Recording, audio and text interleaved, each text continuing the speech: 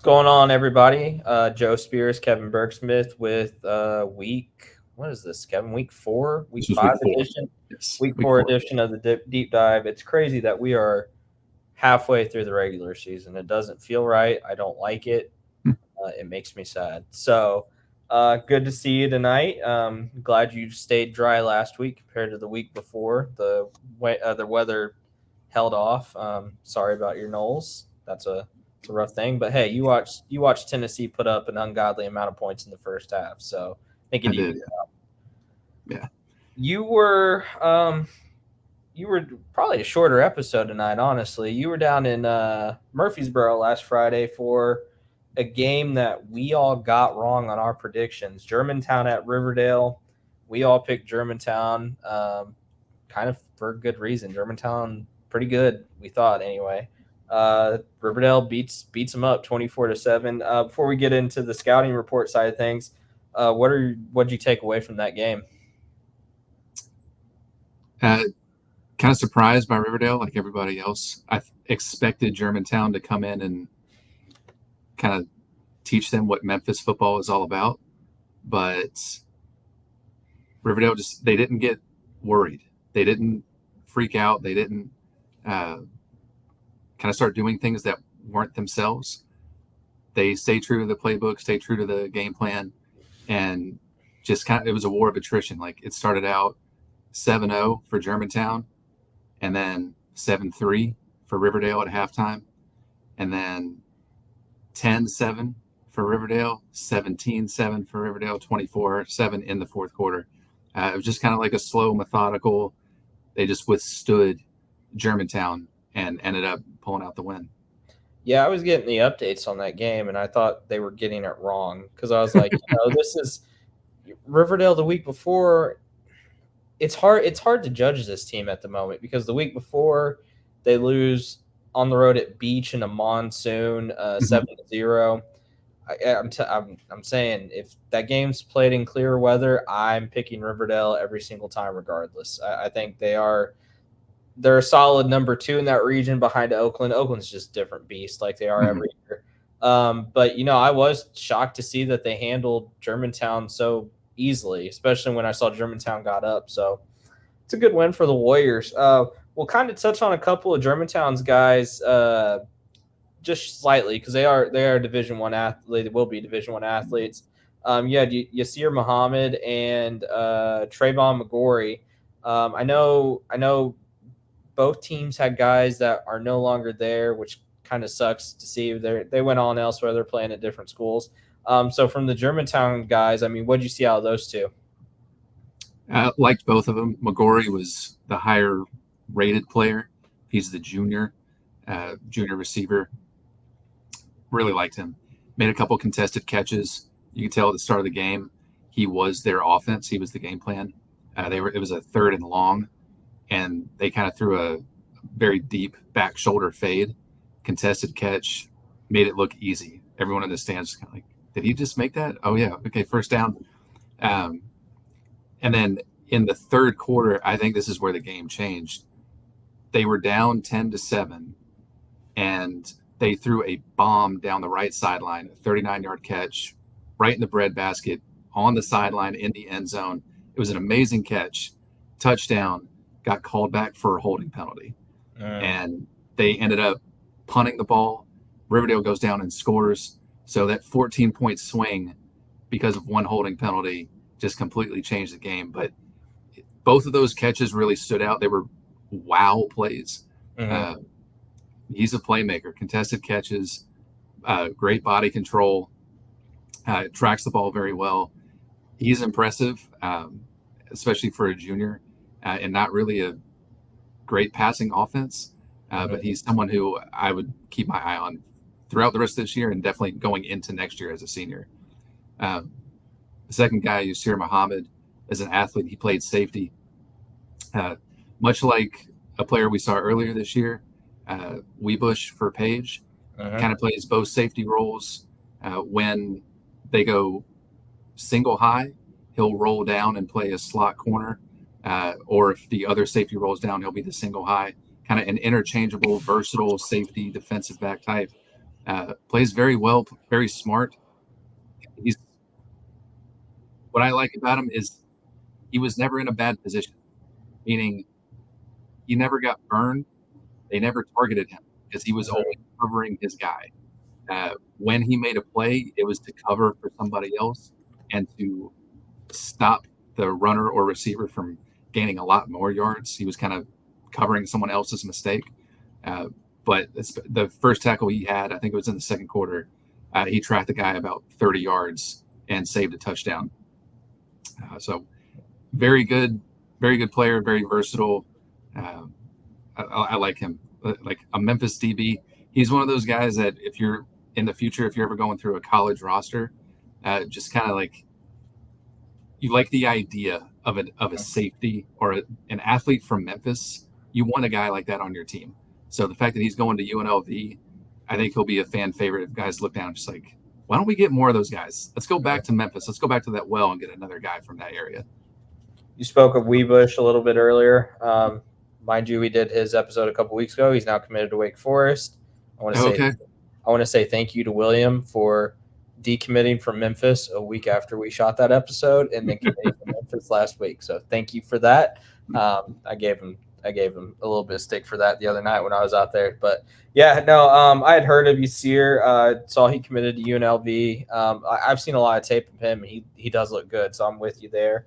McGorry is going to be a name we hear a lot about, I think, especially we'll see what their offense. Last year, they were a lot more pass happy. They had a really good quarterback last year. I don't know what their quarterback situation looks like this year. So we'll see. Yeah, getting on to the local kid, Dominic DJ Taylor, committed to MTSU. Really good pickup for Derek Mason.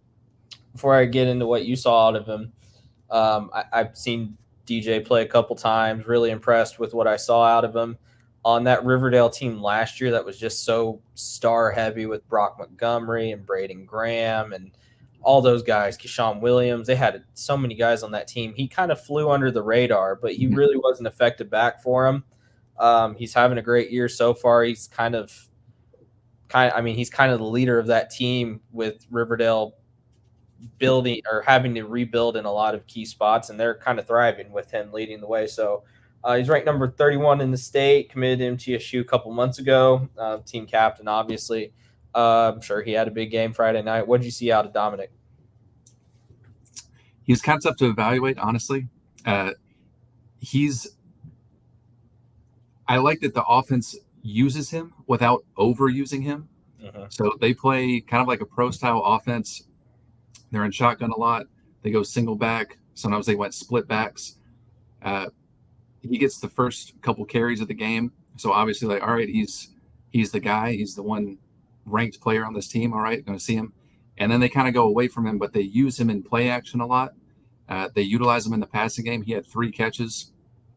But even when they don't use him or target him, they'll utilize his route to get someone else open. So they caught him on a couple flat routes early in the game. So then when the defense caught it and kind of overcommitted in the flat, they threw a slant right behind the defender for a first down. So the fact that the coaching staff uses him effectively and in different ways really stood out to me. He had 2 touchdowns in the game. The first one was on a stretch play. It was a 5-yard touchdown run, but he just burned everybody to the pylon. And then he kind of had the insurance touchdown in the fourth quarter. They had caught him on a wheel route. They tried doing it in the second quarter, and quarterback overthrew him. They came back to it on the left side of the field in the fourth quarter, and he made a great catch diving. Got me out of my seat. So the fact that he had 2 touchdowns, 1 rushing, 1 receiving, but they didn't overutilize him. They interchanged him a little bit, gave him a couple breathers throughout the offense. I kind of was thinking, did he get injured or something? No, he's just in the running back rotation, which I like that they don't overuse him. They're not predictable that, oh, he's just going to get the ball 35 times and everybody else gets it maybe 5 to 10. And the fact that they play off of him using a lot of play action, I like that they use him kind of everywhere. He's an all-purpose back. He's an every down back. Had a couple passing blocks in there, kept him in on pass pro. So He kind of did everything for them. Yeah, I'm a big fan of his game. That's good to hear that you see it too many times at the high school level, especially when you have a standout back. He just gets overworked. Riverdale kind of has that luxury of being a 6A school where they have a deep roster. DJ's obviously their main guy, but I mean they could throw other guys in there. So I think he's going to be really good at MTSU. Just from what I've seen, I think Derek Mason will know how to use him well. It's nice to see mid-state guys going to Murfreesboro. I feel like that was something that didn't happen as much in the last regime. Yeah. We're seeing that change now, which is good because our area, I mean, that's the big reason why we're doing this show, right? Our area is loaded with talent. I mean, you know about the main guys, but then there are guys kind of flying under the radar like DJ Taylor, who he's a baller. I mean, he scores touchdown. He gets into the end zone. That's the big thing, right? So he could be in that Murfreesboro or that MTSU running back rotation. I'm sure he won't get as many carries as his freshman year, but as time goes on, I think you'll see him more and more. Yeah, I mean, that's a good pickup for MTSU to keep the local kid home instead of letting him go out of state to another Conference USA team, which could have easily happened. Mm-hmm. The last time I was at Riverdale, they had a grass field. They no longer have a grass field. They have a really nice turf field. Was that your first time out at Riverdale? First time with the new turf field, yes. I've been there a couple times. Like I said, I was there for their playoff loss last year. Okay. Oh yeah. That's something they're going to try to forget. So they're probably thanking you for mentioning that. What do you think of the new field? What do you think of Riverdale Stadium in general? I like Riverdale Stadium. It's the big 6A, 5A, 6A public school stadiums are always fun just because of the crowd size. It's like the biggest crowd you'll see in going to high school games. The field was fantastic. I think the actual field might have been my favorite I've ever seen. They have the Riverdale kind of arrowhead, like the R and then the arrowhead behind it. And then it's almost like a watermark, the gigantic spear that goes, I think it's from end zone to end zone. I think so, yeah. It's incredible. Sitting up in the stands and seeing it, I don't think I've ever seen kind of like a watermark type of secondary logo on the field, especially one that big. So it definitely stood out and popped, and I was just kind of in awe looking at it. It was a fun atmosphere. They had music going from about 45 minutes before game time. The stands ended up getting pretty crowded, even with the potential threat of bad weather. So it was fun in there. I haven't gotten to see it yet. They were working on it this summer. I didn't get a chance to go to the 7-on-7 tournament they usually have there. So I'm excited to get out there for a game, maybe in the regular season, but definitely for 7-on-7. So I've seen pictures, and Rockville and Riverdale may have my two favorite looking fields. If you haven't seen Rockville's, yes, giant American flag. It's kind of it looks really good. So they're doing turf well down in Murfreesboro. You're right. You got another really good. You're headed to my favorite stadium this week. You're going to FRA. Yep. They're kind of rolling right now. Without giving too much away, what are some things you're looking forward to about that game?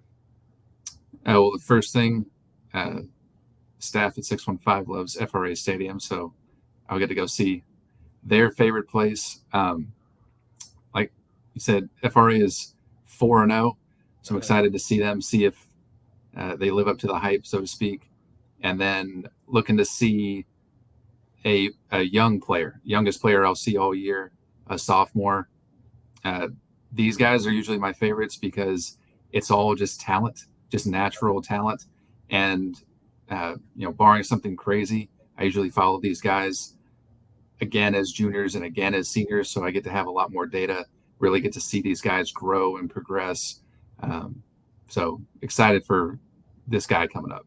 He's picking up a ton of offers too. So I'm excited to talk about him. I haven't really gotten to see him play that much in person. I saw FRA a couple times last year, but they relied so much on Ty Clark and Bobby Council last year and Luke Masterson on the line. So I'll see FRA here in a couple weeks when they play East Nashville. So I'm excited for that. But yeah, looking at the radar and weather right now, if you're going to get a good sunset up there. Yeah. I will tell you this: it's a very tight sideline. They have stands on one side, stand on the visitor's sideline because you'll have much more room, and you'll get a good view of the sunset. I love it. It's up on the hill, so if I end up seeing that you give it a bad grade, it might break my heart a little bit. So no, I'm excited to talk about him because I'm ready to see him in person too. So shorter episode this week.